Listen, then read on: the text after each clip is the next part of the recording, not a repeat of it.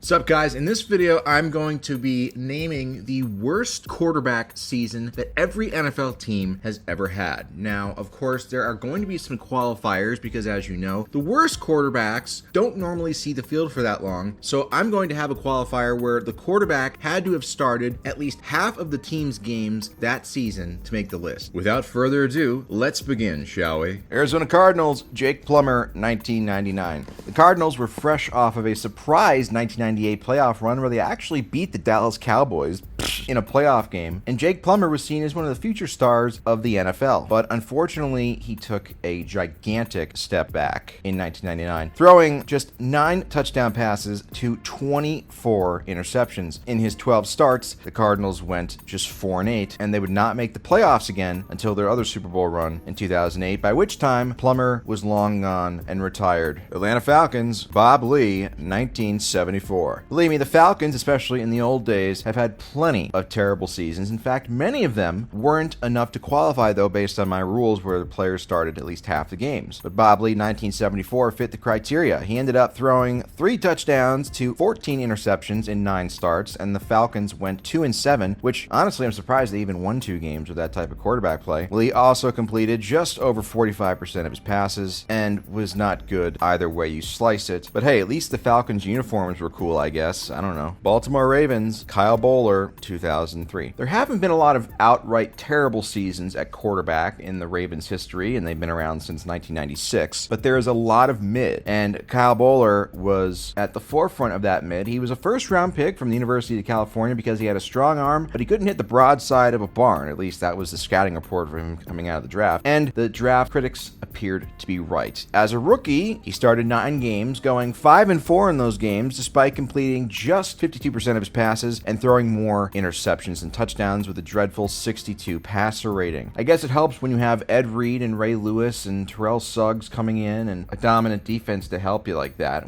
with Kyle Bowler. But Kyle Bowler would go on to be one of the biggest draft busts in the history of the sport, and specifically with the Baltimore Ravens, so it's no surprise to see him here. Buffalo Bills, Dan Darag. I think I said his name, but look at that fucking haircut, dude. What the hell is that shit? That's like Green Day, Billy Joe Armstrong from 2005, only this was in the late 60s. What a disgrace. Anyway, we look at Double D's stats here, and back then, obviously, teams played just 14 games up until the 1978 season, so Double D starting 7 games was just good enough for him to qualify based on my half of the team's starts qualifier, and by golly, am I happy that he qualified, because this would have been a shame to overlook such a terrible season. He completed just under 43% of his passes with 3 touchdowns and 14 interceptions for a 33 passer rating, and he averaged 4.3 yards per attempt. And safe to say, Buffalo Bills were complete dog shit that season. But hey, they would end up getting one of the top picks in the 1969 NFL draft, and they would use it on famous class act and woman respecter O.J. Simpson. So there's a silver lining in everything. Carolina Panthers, Jimmy Clausen, 2010. I almost went with Chris Winkie, 2001, but as somebody who remembers Jimmy Clausen's 1 year as a starter in Carolina, I can tell you it was just as bad as you could imagine. For a guy who was hyped up as the next golden boy coming out of high school, he had an underwhelming career at Notre Dame and then was seen as a steal after being picked in the second round in 2010. He ended up starting 10 games for the Panthers, going 1-9, completing 53% of his passes, 3 touchdown passes, 9 interceptions, a 58.4 passer rating. He basically, like a fellow JC, and I'm talking about Jesus Christ, he basically threw the ball like he had holes in his hands, and it's no surprise that the Panthers got the first overall pick in 2011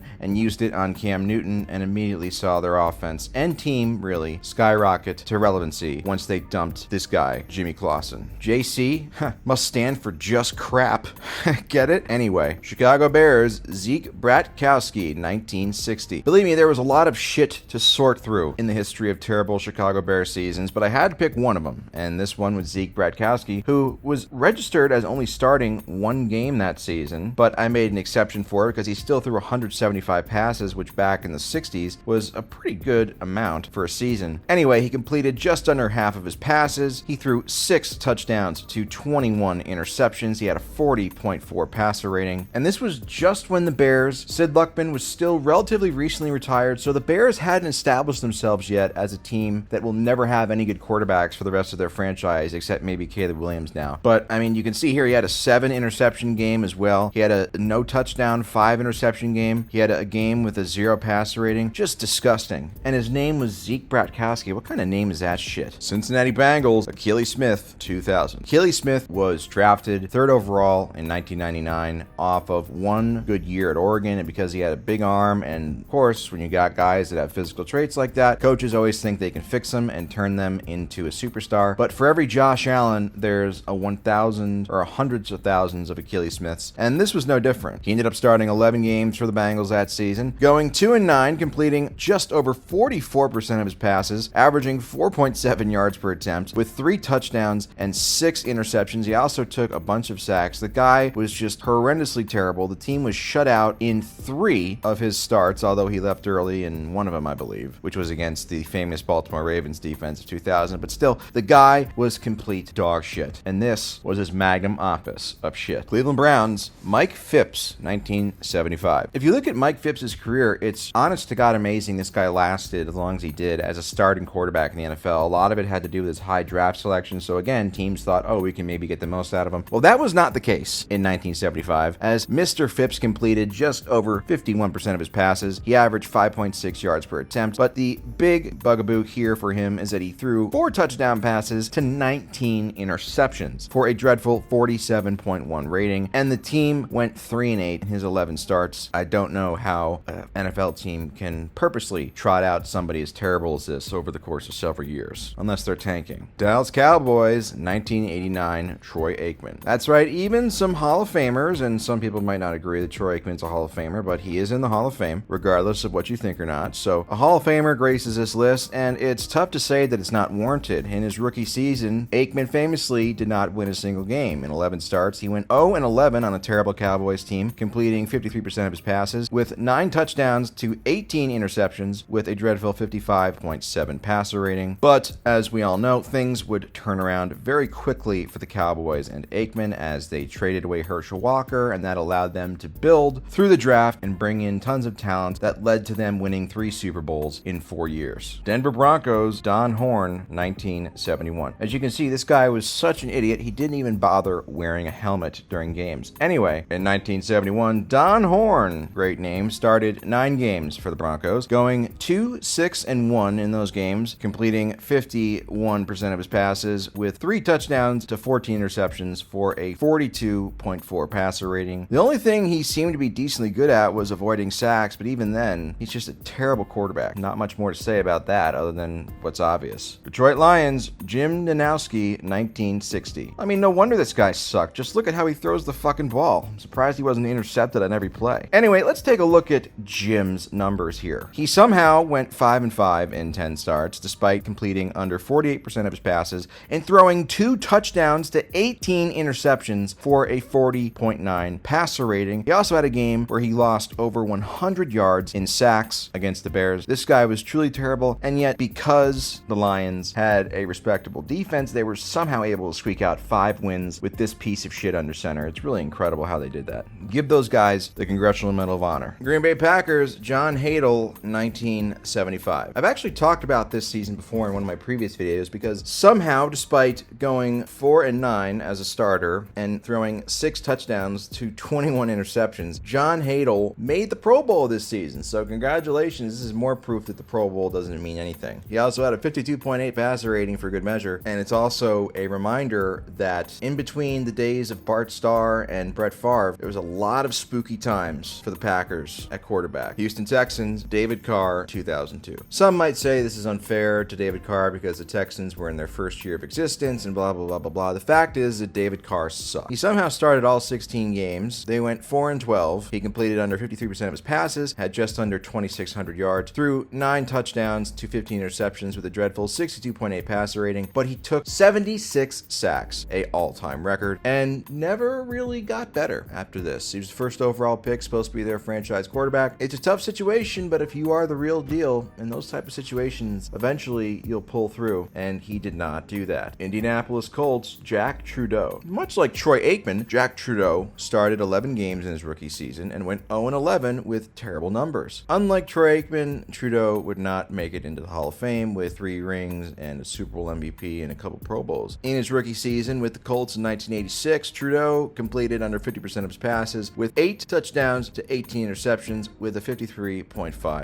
passer rating. Just absolutely dreadful shit. But he would go on to have a respectable career somehow and last a while in the league. Jacksonville Jaguars, Blaine Gabbert, 2011. It was close between Blaine Gabbert and Blake Bortles in his rookie season, but I decided to go with Gabbert, future Super Bowl champion multiple times. He started 14 games and went 4-10. He completed 51% of his passes, barely threw for any yards. He actually had more touchdown passes than interceptions, which is interesting, but his passer rating was a disgusting 65.4, and this was in 2011, mind you, the year where a bunch of quarterbacks had amazing seasons because defenses were behind the 8 ball with the lockout, and he still was dog shit. And he would remain dog shit. He's actually one of the worst quarterbacks ever to be qualified in terms of throwing for over 1,500 passes in his career, but he somehow keeps hanging around and he keeps racking up the Super Bowl rings as a backup. Kansas City Chiefs, Brady Quinn, 2012. It's almost hard to fathom how terrible Brady Quinn's stats in 2012 were. Another first-round pick back in 2007 by the Cleveland Browns. Safe to say Brady Quinn's career in the NFL was a gigantic bust, especially after a successful career at Notre Dame. Although despite being incredibly handsome, it did not translate to the field. He had one great game versus the Carolina Panthers, ironically a day after Jovan Belcher, well, you know, you can Google it. Overall, Quinn completed 57% of his passes, had just 2 touchdowns to 8 interceptions, a 60.1 passer rating, and was just dreadful all around, but he sped up the end of a bad era of Chiefs football, and Andy Reid would come in the next year with Alex Smith to usher in the beginning of some of the best years the Chiefs have ever had. Las Vegas Raiders, Jamarcus Russell, 2009. Again, we're on a run of first-round draft pick bust here. After a surprisingly decent, not horribly terrible second season in 2008, it wasn't great, but it wasn't historically bad. There were actual expectations for Jamarcus Russell entering 2009, his 3rd season in the league, and he completely whiffed all over them. He completed under half of his throws and had 3 touchdowns to 11 interceptions for a 50 passer rating. He took a bunch of sacks, had a bunch of lost fumbles, had absolutely no work ethic or pocket presence. Simply put, he was Joe Walrus Russell, and he never again played another down in the league after the Raiders released him that offseason, which is almost unheard of for a first-round pick quarterback, first overall pick at quarterback, really, to be out of the league and to be so shitty they only played 3 years and never got another chance with another team. Los Angeles Chargers, Ryan Leaf, 1998. The only guy with an argument for really being a worse draft pick than Jamarcus Russell is Ryan Leaf, who we all know the story by now, but I mean, good lord, his rookie season in 1998 was just historically terrible. He started 9 games and went 3-6, and I don't know how the fuck they won 3 games that he started, because he completed 45% of his throws with 2 touchdowns to 15 interceptions. He also took a lot of sacks and lost a lot of fumbles, and his passer rating was 39.0. Yeah, when you throw the ball into the dirt for an incompletion, your passer rating is 39.6. So he was literally worse than an incompletion. That's unfathomable, especially in the late 90s. And it would not get better for Ryan Leaf after this. And as we all know, the Colts made the right decision in going with Peyton Manning. Los Angeles Rams, Bill Munson. Finally, a guy that a lot of people may not know and who wasn't known as a famous draft bust, but Bill Munson, by golly, he's the unlucky recipient of this honor. There really haven't been too many terrible qualified seasons by quarterbacks in the history of the Rams, surprisingly, but Munson gets the nod here. He had a terrible record, completed 48% of his throws, had 9 touchdowns to 15 interceptions, and a 56.5 passer rating, all while taking 42 sacks in a very short amount of time. So yeah, not very good. Miami Dolphins, George Wilson. George Wilson was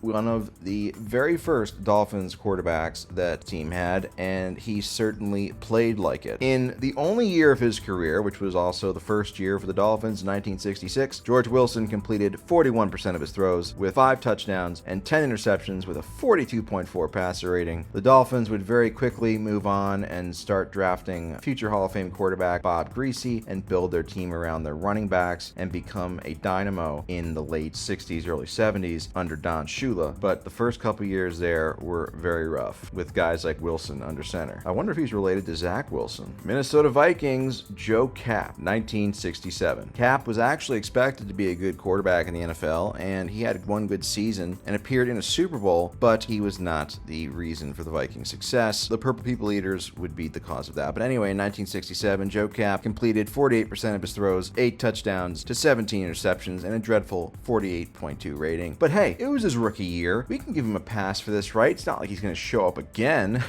Maybe. New England Patriots, Joe Kapp, 1970. That's right. I don't mean to pile on Joe Kapp and his family. I'm sure he was a good guy, rest in peace. But if you thought his 1967 season with Minnesota was bad, then his 1970 season with the Patriots was even worse. He started 10 games, went 1-9, overall completed 45% of his throws with 3 touchdowns to 17 interceptions for a 32.6 passer rating and averaged just 5 yards per attempt. He would never play in the NFL again after 1970. New Orleans Saints, Heath Shuler, 1997. The once thought to be savior of the Washington franchise. Shuler sucked so bad in Washington that they kicked him out and he landed in New Orleans, where he continued to be complete dog shit. Despite horrendous numbers, he somehow went 4-5 in 9 starts, but still he completed just 52% of his throws and had just 2 touchdown passes to 14 interceptions for a 46.6 passer rating. He would eventually go on to lead a pretty mediocre political career, and basically the guy hasn't done anything well since he was in college at Tennessee. New York Giants, Joe Pisarcik, 1977. Pisarcik is famous for his fumble late in a game versus the Eagles when the Giants had the game locked up, and instead of taking a knee, he tried to hand the ball off and he lost it, and it was returned for a touchdown. But don't make that the only thing that he's known for. He should be known for also being a terrible rookie quarterback in 1977 on a terrible Giants team. Pisarcik's 1977 season saw him complete under 43% of his throws with 4 touchdowns to 14 interceptions with a 42.3 rating. He also took 32 sacks, so his pocket presence really wasn't much to brag about either. Really nothing to brag about, honestly, if you really look at it. He just sucked all around. But as an Eagles fan, I appreciate him helping us get that win. New York Jets, Joe Namath, 1976. Oh wow, another Hall of Famer, not only Troy Aikman, but Joe Namath. And it's ironic that both of them are considered by many to be the most overrated Hall of Fame quarterbacks that are actually in Canton, although I personally believe they both at this point might be so overrated they're kind of underrated. It's weird how that works. But anyway, 1976 was Joe Willie Namath's last season with the Jets, and rightfully so. He completed under 50% of his throws, averaged just 4.7 yards per attempt, and had 4 touchdowns to 16 interceptions with a 39.9 pass rating, while most likely having lots of premarital sex off the field, maybe even with your grandma. His final game with the Jets was a 42-3 loss versus the Bengals, where he completed 4 of 15 passes for 20 yards, no touchdowns, and 4 interceptions for a passer rating of 0.0. Philadelphia Eagles, Carson Wentz, 2020. Now, statistically, this isn't the worst season in Eagles history by a qualified quarterback, but I saw it with my own eyes, and 2020 was a season where so many quarterbacks had great years because there were no fans in the stands, and Wentz was just so unbelievably terrible and disappointing because if you look at his numbers from 2017 to 2019, he was a really good quarterback, and then in 2020, the bottom fell through. He started 12 games going just 3-8-1. He completed 57% of his passes, again, terrible for 2020, and had just 16 touchdowns to 15 interceptions. He led the league in interceptions despite not playing in 4 games. He had a terrible 72.8 passer rating in a season where the average passer rating league-wide was in the 90s, and he also took the most sacks and had the most yards lost of any quarterback in the league. Simply put, it was just a horrific way for Wentz to end his tenure with the Eagles after it started with so much promise. But he now is currently taking the role of backup quarterback who will probably win a Super Bowl to Patrick Mahomes, following the lines of Blaine Gabbert and Chad Henne, and Matt Moore as well. Pittsburgh Steelers, 1970, Terry Bradshaw. Oh, another Hall of Fame quarterback who is considered overrated and shouldn't be in the Hall of Fame, even though I think Terry Bradshaw, again, has kind of become so overrated that he's underrated at this point. But you know what? There's no way around it. His rookie season was as bad as people make it out to be. He completed 38% of his passes and had 6 touchdowns to 24 interceptions, shout out Kobe Game 7, for a 30.4 passer rating. He also took 25 sacks. It's just an absolute mess. And he really would not emerge as a premier quarterback and live up to his hype as a first overall pick really until about the 5th or 6th season of his career, which which coincidentally was when the Steelers dynasty of the 70s started. San Francisco 49ers, Steve DeBerg, 1978. The year before Bill Walsh and Joe Montana arrived in town, Steve DeBerg was starting quarterback as a rookie, and he was not good. It's not hard to understand why the 49ers were so bad, because their quarterback was dog shit. He completed 45% of his passes, had 4.2 yards per attempt. He had 8 touchdowns to 22 interceptions, and had a 40 passer rating. And he also had this fucking weird contraption that he was wearing underneath him. It was like the original radio speaker into your headset for a quarterback that he and Bill Walsh used. It just was a mess. Although, on the bright side, again, O.J. Simpson was his teammate on that 1978 49ers team, so I'm sure that DeBerg learned a lot of valuable life lessons from good old Orenthal James Simpson. Seattle Seahawks, Rick Meyer, 1996. Another first-round bust. Meyer was seen as the next Joe Montana because he kind of looked like Joe Montana, and he went to Notre Dame. And after a respectable rookie season where he actually won Rookie of the Year over Drew Bledsoe, the bottom fell through, and he showed that he was just a scrub. And 96 would be his last year with the team that drafted him, the Seahawks. He went and put up 51% completion percentage with just 5 touchdowns, 12 interceptions. He had a 56.6 passer rating, took a bunch of sacks too, and had just 5.8 yards per attempt. Rick Meyer is proof that the power of being drafted super high in the draft will give you many, many chances over and over again if you're a quarterback, even if you've never actually shown that you can play at the NFL level. Tampa Bay Buccaneers, Vinny Testaverde, 1988. Vinny Testaverde, another first overall pick who was drafted to the Buccaneers, who were famously terrible in the 1980s. He actually took over for Steve Young in 1987 when Young was traded to the 49ers, which saved Young's career. I've always wondered, what if the Buccaneers had kept Steve Young and traded Testaverde to the 49ers instead? Would Testaverde have gone on to be a Hall of Famer? Who knows? He played for almost 2 decades and finished with 275 touchdown passes, but in this season, his second in the league, it was not good. He completed just under 48% of his throws. He had 13 touchdowns and 35 interceptions, putting Jameis Winston to shame. He took 33 sacks and had a dreadful 48.8 passer rating as the Buccaneers went 5-10. Again, I don't know how they won 5 games with him throwing 35 interceptions on the season, but Vinny would eventually, after he left Tampa, carve out a respectable long career, as I mentioned. But goddamn, 1988, 35 interceptions, bro. That's just, I mean, wow. Tennessee Titans, Dan Pastorini, 1973. Back when they were known as the Houston Oilers, Pastorini, another high draft pick, came out and basically shat all over himself. 1973, the Oilers won just 1 game. Pastorini completed 53% of his passes. He averaged 5.1 yards per attempt, had 5 touchdowns to 17 interceptions, and had just a 49.0 passer rating. He also lost over 300 yards in sacks. Just very, very disgusting. And finally, Washington, Ralph Guglielmi, I think. I apologize if I messed up that name, but we'll just call him Ralph here. He was a rookie quarterback in 1960, and he played like it. In his 11 starts, Washington went 1-8-2. He completed 56% of his throws, which wasn't bad for 1960, but he had just 9 touchdowns to 19 interceptions and a 55.7 passer rating. He also lost over 300 yards due to sacks, and his career was not very successful afterwards. But I mean, hey, his name, he didn't pass the name test. I mean, Ralph Guglielmi, you're not going to be a good quarterback with a name like that. It's just, the vibes just aren't there.